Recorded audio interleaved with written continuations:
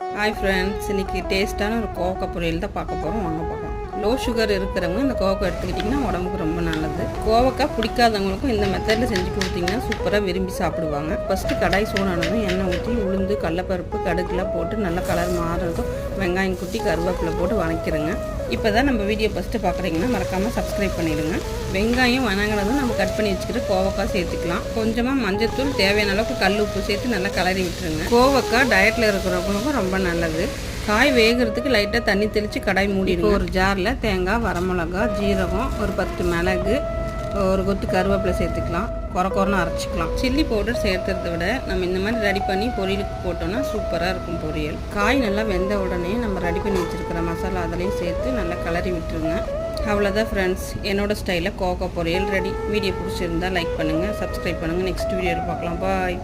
மறக்காமல் இந்த பொரியல் எப்படி இருக்குது சொல்லுங்கள் ஃப்ரெண்ட்ஸ்.